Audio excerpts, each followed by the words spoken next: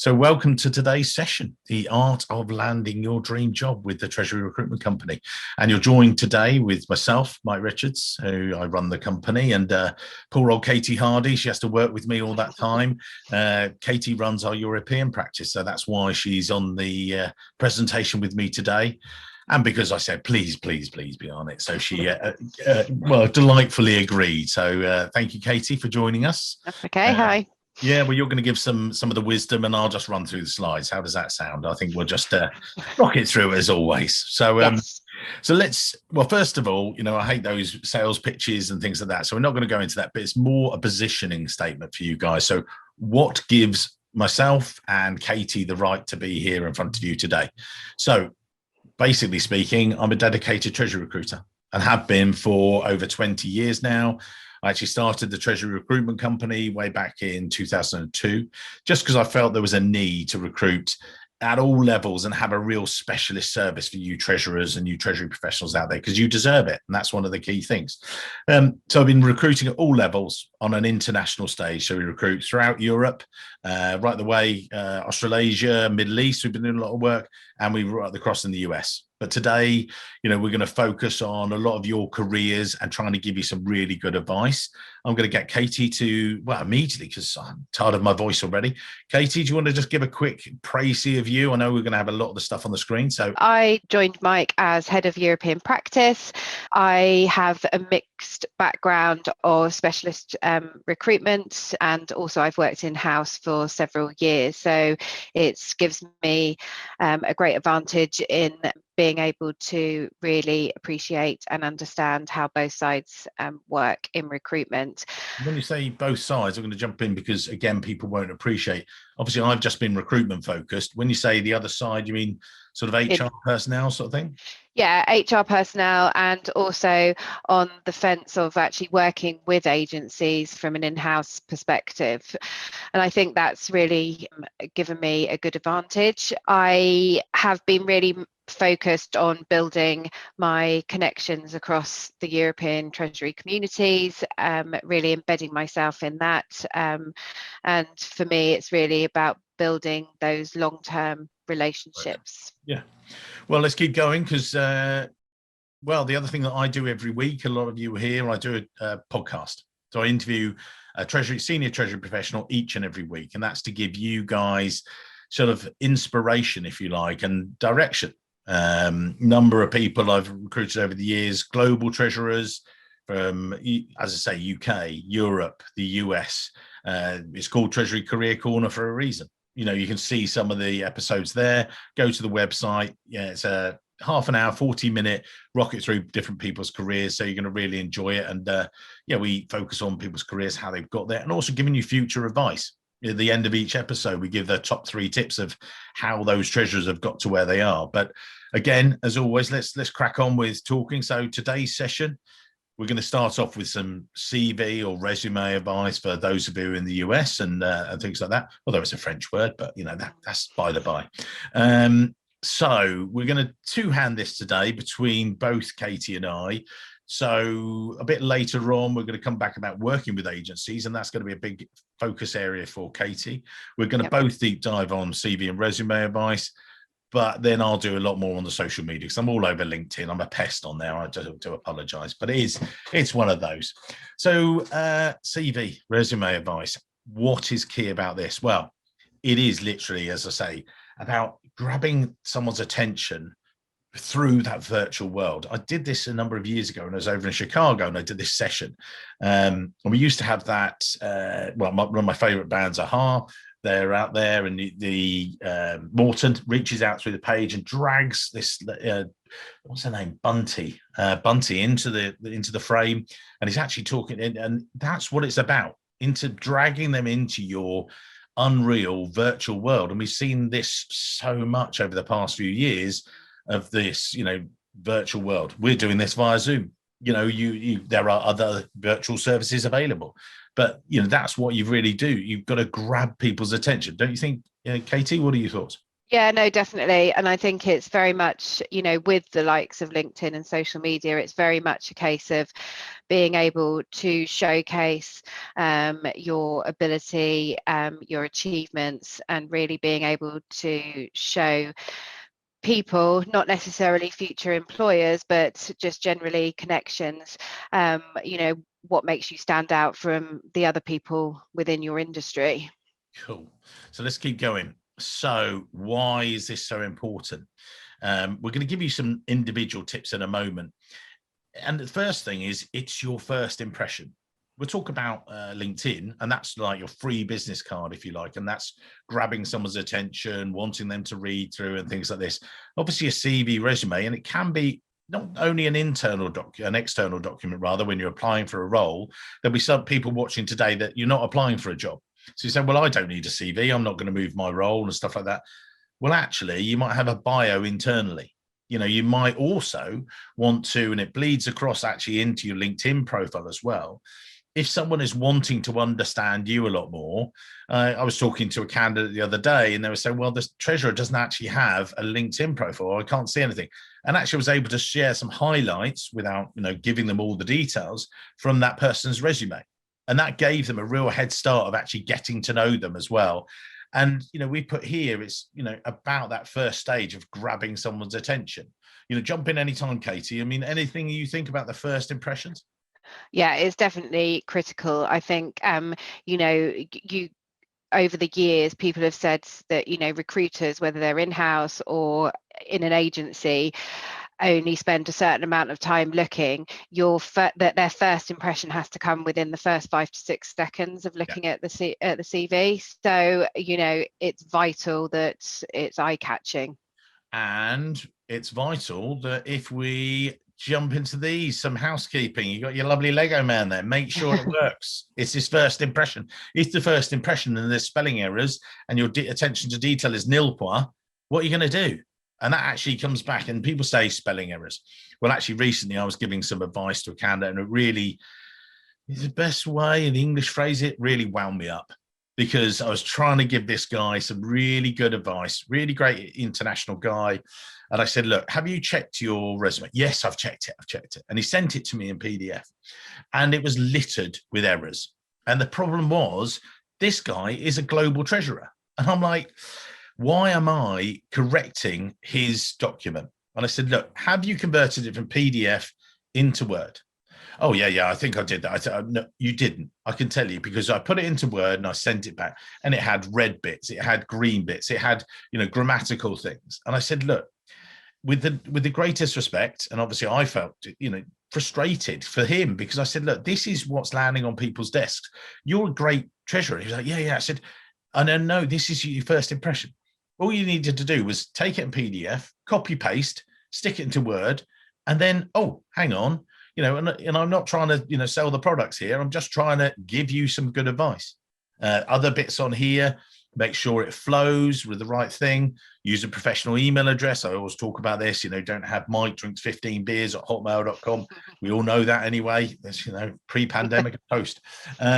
Katie, things that you've noticed, what about the mistakes that you think that people make? I think people put it in the wrong order. It's got to be in chronological order. I think there's things like people will fill out their CVs with a long, exhausted list of tasks that they do, and it's very much about achievements, which I think we're going to be talking about in a bit. There's things like people insist on putting date of birth and photos on there and references. In some countries, it's customary to put a photo on, but in a lot of places it isn't. With references, for example, it takes up some valuable space on your CV. And actually, the general rule is, if you're offered a position, it's natural that the company are going to take references. But I know from experience of being in-house that with, like you've just mentioned, when you have got spelling errors, that will just put you aside. It will put your CV aside. They just won't, because if you haven't given that attention to detail, especially as a treasurer, you're handling all this money. what's the Press the wrong perception button. of that? Yeah. So, And just on there, you said about chronology. I think it's important to say reverse chronological order. So your most recent yes. role. Some people said, "Oh, no, I don't want to know when you're at school." And No. you, all these things. And again, it then starts with lots of detail, or modicum of detail, rather medium detail, some detail, and then just your starting points, your foundations. Yeah. We don't want to see every bit about it. We're going to keep going because I know that we're going to run out of time otherwise, but jump in with other stuff, Katie, as well. Interrupt. Yeah.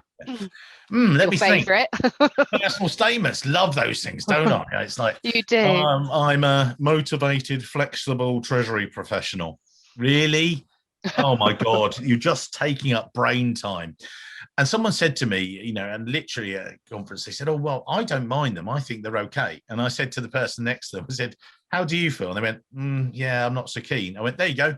You're perfect example." And I used to have this one, which was a flipping a coin sort of thing, and a coin flip. It didn't really come out so much. I just thought, do you know what? I'll use this flame symbol because they should be burnt. Don't have personal statements. Now, there is some people have said, which I've called a CV summary, which is maybe your top 3 achievements that you did, but they need to be tailored. But a fatuous personal statement that doesn't tell people what you've done and what you've achieved is a waste of space. And it's just going to annoy people. Go on. And especially with the fact that actually it's that summary, if you like, with the achievements that's going to catch somebody's attention within those 5 to 6 seconds that is going to make you stand out from the other people's that have landed on the desk. So don't do them. Chuck them in the bin. It's not going to help you. So don't flip that coin, and it can be a list of, and again, should they be tailored? Of course they should. And we'll come into that now. Okay, should you include a cover letter, personal statement? Yes, you should. Should it just be a general one saying about your achievements and everything else? No. Why? Because it's disrespectful. It's stupid, if you like, as well. I've just done a couple of sessions with Ernie Humphrey, and we were talking about focusing on your job search and things, and you'll see that on our YouTube channel, where he and I talk about focusing your job search. And some people are looking for loads of jobs. I said, don't apply for 15, apply for 3. And then iterate and get better at it by you target your top 3 and apply for those. And you might not get them, but each time you're going to get better at it. But if you just try and 15, you're just throwing them and hoping something's going to stick, because it's not going to work. But look at someone's pain points. Look at what they've said in their job advert, for instance. "Oh, we're implementing a new cash management system," or "we're entering these new territories, so we need foreign exchange doing in there." That's one of the key things. So that's what you need to be as well. Be their painkiller. Exactly as Katie was talking about, you've got 6 seconds for them to entice them to read. People don't just only judge your CV or resume as well. Once you've started to read it, it's to keep them going, to read the rest of the story and then give you, "Oh, actually, that's interesting. Oh, I want to keep going." Your thoughts, Katie? If you pinpoint the top 3 main challenges that somebody's going to face within a role, that's what they want to see that this person can deliver. And I was on a call with a client this morning, and I really pushed for actually what are your top 3 main areas of focus. And it's just like, well, actually I do need to see this and this on a CV. And it's just like, well, there you go, that's where the pain points are, and this is where you this is where you can do it. And I think the other thing is, you mentioned it about sending out sort of 15 cover letters. So often we see, not only in agency side but in-house, where it's a sweeping email cover letter of applying, and then they get the name, they want to try and personalize it, but then they send it, they'll send it to me but call me Mike, and it's just again, that then brings the whole attention to detail, and you just think, actually they're not interested in me and my business, they just want a job.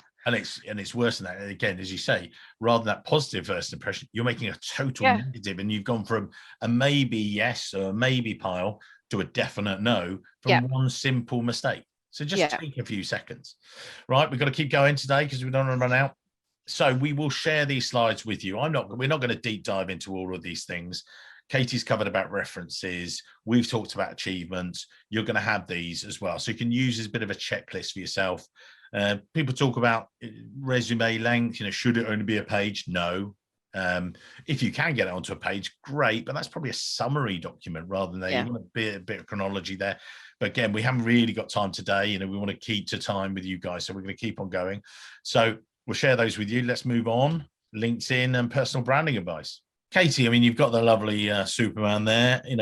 When you and I first started, it wasn't really about all this social media stuff, was it? What was it like when, you describe it for us, if you would? Many years ago when I started, it wasn't about being able to build it up on social media. It was very much about your reputation in the industry, who you've had success with, the relationships you build, word of mouth. So you didn't really have that whole piece of being able to see things on the likes of LinkedIn, everywhere on social media. So it was very much word of mouth and reputation, very old school, showing my age. And I say here, it could be built up, and then now, just by the occasional tweet or doing something wrong, it's out there straight away, can't it? It'll be ruined in seconds. Absolutely. Everybody is so conscious of the fact that people thrive on negativity a lot of the time, and the first thing they do, they'll always post something negative rather than post something positive. So you have to be really careful about the content that you have and the whole package that goes out. And we're talking here, and I'm going to go on to the next slide. People say, well, I'm not looking for a job. I know you're a recruitment consultancy. Well, this is just, I don't have to manage it now, do I? No. As you say, go on. It's like, describe what you've seen about it as well. It's not just, it isn't about looking at a job. Nowadays, if people are looking for a job, the first place they'll go to is looking at the people that work within that business. Again, it's around, they could be customers within the place that you're working at. It's employees that can look at you, it's colleagues, it's a whole host of things. And it isn't necessary. I think people have that misconception that everything on social media is to do, especially on LinkedIn, is to do with I'm looking for a job, I'm looking for a job. That's one element of it, but it's a huge opportunity for a lot of other different factors, which I know we're going to talk about coming up. And to position ourselves, and actually the flip side of that is, but I'm not looking for a job. And I had this a number of years ago.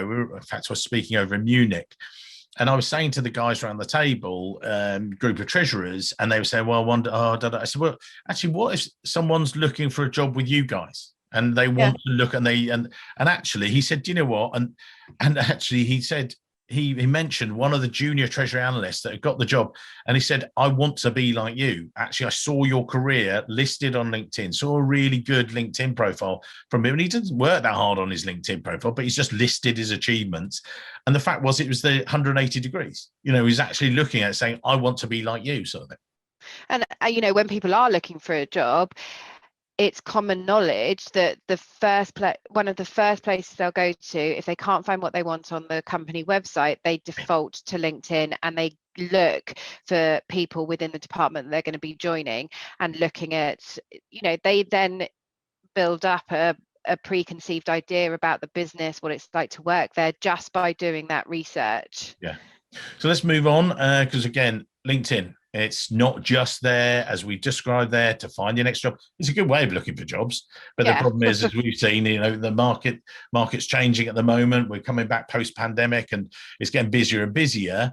But what are people seeing about you on there? And as we say, Mr. Bezos, it's what about your personal brand, what they're in the room. But I actually not disagree, but I've actually taken it one stage. It's not what they say and they think about you. I think it's also what they think and believe about you as well. I mean, Amazon are having the challenges at the moment, and they're having to work on their PR image and everything else, because it's about people's belief about you as well. And that comes across in your profile as well, doesn't it, Katie? And we're not just doing a LinkedIn fest, but that's one effective tool, isn't it?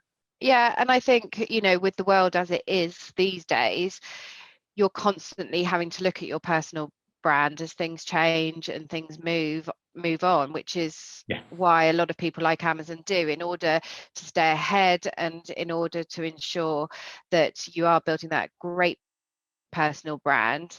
You need to be constantly looking at it and changing it. on a regular, and looking at the profile. And so neatly brings us to your actual profile. Now, I did this next bit and it's focused very much. This is what we don't want to see. I've seen this so many times. I was actually asking people at one stage, you know, how many people had the word strategic on their profile? And like in the room of people, oh, yeah, I do. God, how many have detail on it? Yeah, I do. All these generistic. And when you see passionate, creative, treasury specialist, strategic, those are the top 5 words that I've seen. They are candy, philosophy of mind. And actually people just go, you know, oh God, really? No. So what do we want to see? Well, we want to see, as Katie mentioned earlier, and I've talked about, achievement focused. Having a powerful headline that makes you stand out, that makes you different to the person. Can the person next to you, and there'll be, you know, if there's 100 treasurers in a room, they might say group treasurer for a FTSE 100, great. If they say, you know, I'm a problem solver within, and the big thing about you is working capital, then list that and put that as your title, not just, you know, skilled treasury professional with international expertise. I wonder how many people watching today have that on their profiles. If you are watching and you're thinking, oh God, yeah, then yeah, you need to change that. Katie? It's not just about having a powerful headline on LinkedIn, which is, it's also within your CV as well. It's so important to really identify, you know, when you're at a certain level within Treasury, there is that certain toolkit that we talk about all the time, which is a given that you're going to have. And we will keep on banging on about it, but it is very much about what have you got and what have you done that's above and Everybody beyond else. your day Yeah. job and everybody else And that have got the same title. Yeah. So what? Yeah. And it's like showing that it's jumping out, be a star and stuff. And Katie just said there earlier to me that, you know, I was going to die. Oh, yeah, LinkedIn. I love it and I hate it. It's sort of, you know, bane of my life sometimes, but it's amazing. You know, we got the business so far. And this is one of the key things when I then try and look at people. And I've seen some amazing group treasurers. I saw a group treasurer the other day who's going to be a podcast guest. I sent him an email because, yeah, you guessed it, he didn't have a LinkedIn photo. Well, he actually did. That was a thing. What he did was he had a photo that didn't show to anyone except for his first tier connections. And I just happened to, LinkedIn said, connect to him. I went there and I said, actually, by the way, did you? He was like, oh, no, thank you for that. And so actually we prepared a video. Again, we'll show you these. How to show your LinkedIn post and just make sure it's there. And people said to me, well, why is it so important? Remember Patrick back in Brussels, you know, I was on the main stage. I said, you're going into a bank meeting and literally just on the main stage, a room of 120 people. I went, hi, and I turned my back to the room. My name is Patrick and I'm doing this, da, da, da, da. And he's great. And he's put on a brilliant photo. And he said, oh, I'm not, no, it looks brilliant. I love his professional photo.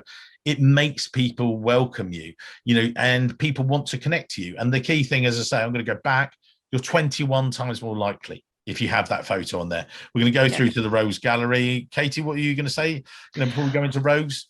I think it's, for me as well, it's because when you look at people and you want to see them, if they don't have a photo, you think, well, why don't they have a photo? What's wrong? What are they trying to hide? And I get that, you know, I've been challenged before when I've spoken to people about not having a photo and they're like, yes, but I'm going to be discriminated against if my face doesn't fit the company, etc., etc. That isn't about that at all, because it's about, when people recruit, it's very much about your technical capability and the fit that you have to culture. But as you said, these days, a lot, especially over the last 12 months with the world turning virtual with everything, they need to be able to have that connection, and it's so important. Yeah, just feeling comfortable and things.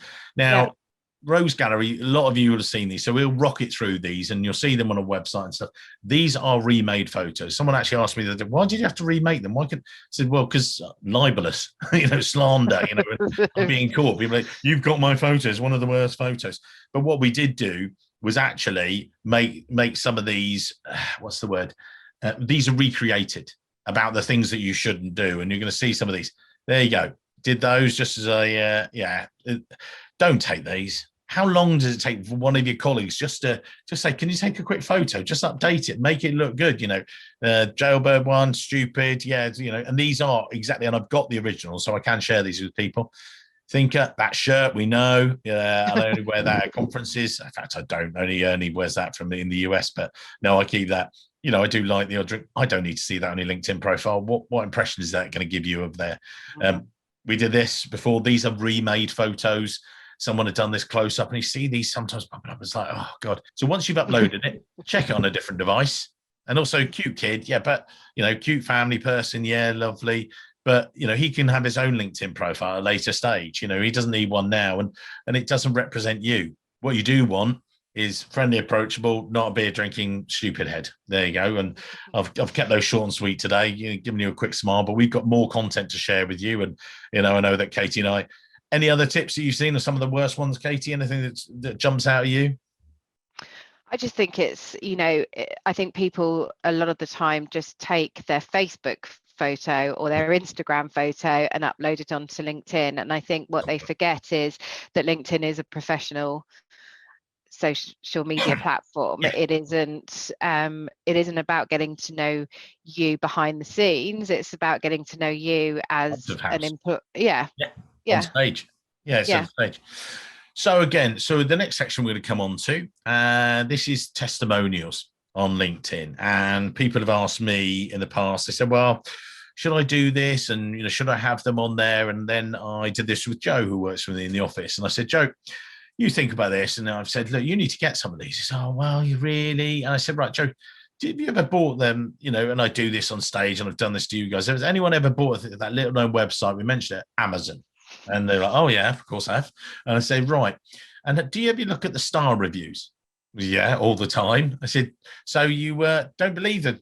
Well, yeah, of course I do. So you believe the words of a complete stranger? Oh, actually, yeah. Well, you're not actually. What you're doing is believing in other people, because 92% of people believe those and trust the recommendations. I know Amazon has had these issues with, false advertising, false recommendations. They're trying to cut down on that, and I understand that. That's fine. But, at the end of the day, it's a good thing to do. But who should you get them from? Don't ask your colleagues. Well, you can do, but I think sometimes it's, or from another treasury manager, or It's often better to ask your boss or past boss, maybe, or someone that's worked for you, because they can say what you're like as a manager or what you like to be managed, sort of thing. So, and Katie, your thoughts on that? Yeah, definitely. I think, if you looked at my LinkedIn, for example, I've changed industries. And so a lot of the recommendations that I've had are about how I recruited for that particular industry. And I think it's, in order to build up your personal brand, as we've spoken about, within the area that you're currently focused on, it's so important to have people that have worked with you within that industry that are rating you. I mean, it's very different, with agency, everything's about how you've serviced a candidate or you've serviced a client, and that comes from seeing the recommendations, because people naturally just want to see that. It goes back to the whole reference thing. You don't need a reference on your CV, because initially people will look at LinkedIn and have a look at and do that kind of digging and have a look at the recommendations first and foremost.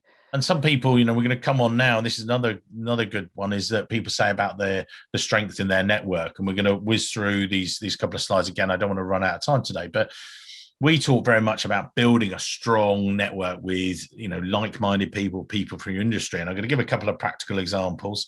And here you go. You've got about why it's so important. You Google, so you're going to pop up on different things and everything else. One of the key things I would say for me is it gives you power. And you say here about your potential for success. So I was in a practical situation the other day, found it was sort of 8 o'clock at night. I was dealing with one of my US clients, and they wanted our latest set of terms for our interim people in the US. And I looked at the terms we had, and if I'm honest, they weren't robust enough. They weren't fit for purpose. And it's 8 o'clock at night, and I had to have a turnaround there and then. I'm like, crumbs, what do I do? And actually, I turned to my LinkedIn network, and I looked at all of my guys that were perhaps in the US that I could connect with in recruitment terms. And I was going through, I was like, oh, goodness, let me help. And I got to my 9th page out of 10 pages of connections. And there was actually a really good friend of mine over in California that I hadn't caught up with recently. He does a podcast, as well do I. And we were like talking about this. And I reached out to him. Amir, really great guy. And I said, Amir, any chance you give me? He said, Mike, hang on. Boom, they're on my desk. I'm like, oh, mate, thank you very much. I said, no, you've helped me. I helped you. He solved that problem for me. And there was no way. How would I have done that? Probably been a week sourcing it through different lawyers and getting it updated. Instead, access to that information. I looked so professional because I was professional with my client, because I just felt, and they said, I said, look, I'm sorry for the delay. And I was telling them, I said, look, I need to make sure these are robust enough for you as a client. I want to care about that. I mean, what have you found from your LinkedIn network, Katie? Yeah, definitely. And I think, again, there's that misconception that it's all to do with finding a job, connecting with people to find a job. I know in the past it's been hugely valuable when I have been in-house, not to keep on going on about being on in-house, but there are a lot of things that come up that you want to share ideas and find out how other people are doing things and how best to do things. And the only way you can do that is to leverage off of your network, and the one place that you can do that is LinkedIn. And again, I've done this at conferences. I talk about it. So you're bringing in a new treasury management system, or you're thinking about using different banks. You want to go out to your network of 10 people. Oh, hang on. Do you use this system? No, never used it. No, don't like it. Oh, no. Oh, okay. You quickly go to 100 people. Okay, you might get 2 or 3 good responses. You might just reach out to your network of 100 people and say, oh, I've got this. We're looking at using 1,000 people. And that was the great thing when I was able to do it the other day. The bigger your network, the more that comes in inbound as well. That's one of the key things. And I do think it's changed a lot over the years. I've definitely seen a change where people are more free-flowing with sharing their ideas, because they know that at some point they want it returned to them. Yeah. Goes out, pays it forward as well, paying it forward. Yeah. Okay. And then now people will see, again, from today's session, you might want to reach out and connect to me. Well, that would be great. And you might want to reach out to Katie. She's much better than me. So I would definitely reach out. But joking aside, when you do reach out, do me a favor. Don't send it from your mobile. Why? Because you can't personalize it. And it just looks really random, some absolute random person. I actually got a number I did this session in the US recently, and then I got this flood of impersonal emails when I was like, oh, actually, and I was having a background reference, and a few of them I just thought, oh, actually, I'm not just going to, accept everyone. And also, if you reject someone, they don't get this bitter taste of it. No, the person's rejected you. They don't get informed of that. So don't worry, first of all. So do reach out, but personalize it. Because you want this qualitative, not just massive network. The people I have in my network are treasury professionals, funny enough, because that's what I do. That's my job. Again, Katie, what are your thoughts on, making it personal? Yeah, because otherwise you just become what I've always described as click happy, and you just connect with anybody. And, people don't have a huge amount of time, and actually it's got to be relevant. It's not a numbers game. It's qualitative. Yeah. So, and, people like the personal touch. They don't want just a sweeping, connection. They want to know why you want to connect. I connected with somebody. Actually, I made the mistake of connecting with somebody just from my mobile and press connect, and they came back to me and said, why do you want to connect with me? Yeah. So it's people are going to ask that because they don't want to have the wrong connections that aren't going to work for them, and vice versa. Fair enough. Right, let's keep going, because again, we're going to run out of time, and I want to keep it nice, short and powerful, these guys watching today. So these are the people to connect with. Again, recruiters, but someone you may met a networking event. We'll come about your elevator pitch and why that's important. Got a really good story about that. But some of the colleagues or someone you want to work with or work for and things, I think we can all use that. Again, you'll have the slides to look at these. So again, and showcasing your expertise. We got the lovely Katie there sitting in the corner. I know she hates being on this video and stuff, but this is, I wrote a virtual book in the past. This was me speaking at a previous conference when, did a lovely Austrian conference before. This is some of the profile. Just put it up there, because you don't know what someone coming to your profile is going to, want. Are they, it might be an example of some of the work you've done, as long as it's not confidential. Again, we're coming to be the chief promoter, and what that means as well.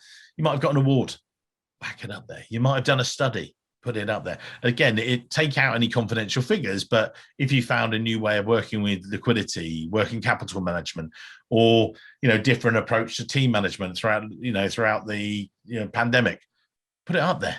People love this stuff. Yeah, they do. Katie, what do you think? What have you got on there? Yeah, they do. And I think even when you do the in-house courses and things like that, I did a particular leadership course, which I think is important to put up there.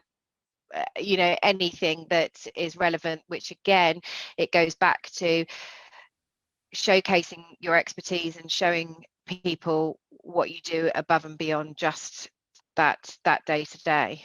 Yeah. So looking here, be a chief promoter and things like that, and I just think, again, make it relevant as well. That's one of the other things. Make sure that it's a professional network and the stuff that's going on in there. Loving this stuff, obviously. And I'm going to do some more sessions later this year. Both Katie and I are actually about networking in the real world. That means actually meeting people, breathing the same air as them. Wouldn't that be lovely? Oh my goodness, seeing you lot. And actually sharing a beer with a few of you, and I'm looking forward to it. But this is a key thing. And it says about networking here, and I want to just pull up on developing yourself. I used to have a good example. We don't use the slides so much anymore, but it was about, if you're not developing yourself and not networking and not seeing virtual Zoom calls, everyone's had enough of Zoom, but going every so often, I sign up for the occasional webinar and make sure I'm doing this because I'm trying to develop some of my skills and things like that. It's like one of those travelators. Again, I say at an airport. I haven't been in an airport in a year. One day we'll go back. But you stand on one of those, and I think, even if you notice sometimes, if you're standing the wrong way on one of those and you're just standing still, you're going backwards. I always liken it to, you have to keep on walking forwards because other people are going to be walking faster than you. Other people are going to be overtaking you. You've got to keep going and developing yourself. I mean, your thoughts, Katie, there? And you are the only person that can change your future to some extent. Developing yourself is something that you can control and take ownership for. No one else can do that for you. So if you miss the boat, it's down to you taking ownership for that. We constantly day to day have to develop. Even if you are at the top role, there's still ways and things that you still need to learn and improve on. So every day is a constant keep going. Development. And I think that's, and actually by doing this session today, I think actually people don't underestimate it, because if you think about it, you're doing it and somebody else isn't doing it, and you're getting these tips. And even if you go through all this, and I've talked about the power of marginal gains in the past with people at speeches. I did it before in the Vienna conference and things where I talked about just doing one thing at the end of every day. And Dave Brailsford for the English cycling team, or Great Britain cycling team, was brilliant. And what he did was getting everybody to do little changes, having the pillow and stuff, and achieved this amazing success. And people were like, well, hang on, I'm a treasury professional. How does that apply to me? And I said, well, wouldn't you, if you just did one thing a week for 5 minutes? And we actually did it, and we're doing this with this audience, and they like the feedback I got. I did it on the Chicago session as well, and the guys were like, "That was the most powerful thing. What a great takeaway!" And I said, "Just do a thing on a Friday morning when you're having a coffee. Spend 5 minutes looking at your LinkedIn profile, looking at looking at your resume, looking at whether you can study something for 5 minutes a week. That was it." And they were like, "Oh well," and if I just do it here, we're looking at let's go. So. I mean, this is something you and I have talked about, Katie. I mean, that's 52. That's so 260 minutes divided by 60. You guys can do this. We're talking about yourselves. That's 4.5 hours a year. If you're like, oh well, it doesn't seem that much. You know what? Because it's not. So you can do 10 minutes maybe. But just doing those 5 minutes, how many other people are doing those 5 minutes? Yeah, exactly. I think everybody in this world, and I'm guilty of it for various different things outside of work, is, oh, I don't have time to do that. But actually, it's about breaking it down. And as you said, you can do it over your morning coffee. You can do it, when everybody does go back to sort of traveling to the office and things like that. It's prime time to be able to do those little things. And as you said, 5 minutes or 9 minutes a day, everybody can find that time. Okay, so we're going to go into elevator pitch. Now, people have said to me, what is an elevator pitch? This is, and it's been coined before, it's if you're riding in a lift or elevator, whichever side of the Atlantic you are, and you're going up and down, it's your 30-second nugget about yourself. So you bump into someone at a conference, that you're giving them your elevator pitch. Who are you? I am Martin. I am the treasurer of such and such. And they think, well, I don't know what that company does. We manufacture this, or we are the leading global blah, blah, blah. Oh, okay, positioning. Oh, actually, I might have some things in common. And, I'm here at the conference today doing this. Now, you might think that's a bit artificial. Well, the reason is because it is. Yeah. But the more that you finesse your elevator pitch, and we'll come into the reasons for this, boom, it makes you demonstrate your value to that other person. And think, well, I'm not a salesperson. No, hang on. We talk about this, just making those connections, and keep it, level. So don't. Oh, I'm the best. We're the best at this. Don't oversell it. But they might say, oh, actually, you're one of the people. And people said, oh, should I perfect this? And so, how long does it take you? You have a nice 30. Just write it down a couple of times. I had a candidate the other day who was talking about their career and they were laboring on. I said, no. I want to know about each job in 1 minute. And then, oh, well, I said, I don't care that it was 5, we haven't got that much time. The first 20 seconds about how you got the role, 20 seconds about, what achieved in that role, what you learned. Next 20 seconds about how you then moved on and why you chose to move on. Brilliant. This is even shorter. You're meeting someone, it's like a dinner party chat as well. And I'm going to come into the business card just before I do that. Katie, what are your feedback? Yeah, no, it is very much about, it is just a quick synopsis. It's and I know that the business card, I think, is by far the most important. Cool. And the business card bit. So yeah, Chris Fulton, brilliant. I've done a podcast with him. We'll put it in the show notes maybe as well and share it with you. He got a job by not looking for a job. He was a treasurer. And he is an incredible networker. But one of the things he taught, and I've stolen that idea, it's now my idea. I like that. Yeah, we like that. But he told me about this, and we did it at the AFP conference before. And he said, whenever he would talk to someone, he would then try and take a couple of minutes after he collected a number of business cards and pick out the people that he really wanted to have a further connection with. And he would go, oh yeah, Catherine, his daughter, starting at Northwestern, and her birthday next week. Blah, blah, blah. And he would drop them a personalized LinkedIn connection, not from his mobile. Thanks very much. And he would build that network. And what happened to him was he's got this incredibly powerful network for a treasurer, but now he's a CFO. And this job came hunting for him. And he was like, well, I'm not looking for a job. They said, no, we know. And that's one of the reasons we want you, because we feel that you fit in with us. And they've been told about people, and he was networked, and people knew, and it came after him. And I just love talking to him. And I think, again, thank you for that tip, Chris. We will keep that, and I'll just pretend it's mine going forward. But as you say, Katie, we're going to go on because, again, don't want to run out of time today. This next section is about effective recruitment strategy. So what we're going to do in here is give you just some tips, but we've got some quite detailed slides. We'll share the slides with you. We're not going to go deep dive in those. We're going to, just pick out 1 or 2 points on there. This is one of the key things. So, some of the tips, this might be choosing an agency. And if you're maybe recruiting, this is a key thing. Looking for specialists. We joke about it sometimes that would you go to your general doctor to have specialist knee surgery? No. You want to go to the specialist knee surgeon. You want to go to your specialist. And again, that's not one of the things. What are your thoughts on that, an agency, Katie? Yeah, no, definitely. I think you want to have somebody that is completely embedded within that industry, who's constantly, I suppose, on the pulse, has live connections, and understands and that whole industry, and it consumes them basically. And also, I think it applies to the Treasury guys that, watching today, that, you're going to choose, select the right type of, it could be in other fields, selecting the right type of bank. Do they have the global footprint? Do they have this? So we're not just, this isn't new, but this is a nice little checklist for you as well. So for you guys. So again, I don't want to dwell on it too much. Generalist, we just talked about that actually. This is why we focus on Treasury. I don't want it to be that. It's just more, or look at a finance recruiter that really has a background in the area that you're looking for as well. So we'll use that, track record of success and everything else. I don't want to do this, this is and deep dive sales. It's more to try and give you guys advice. And also, you find this on our website about specialist advice that's on there. We did this bounce back program where we help people, and this is some of these notes are actually drawn directly from there. There are worksheets for you. There's coaching it, whether you're looking for a job or looking to upgrade your profile or do your CV or things.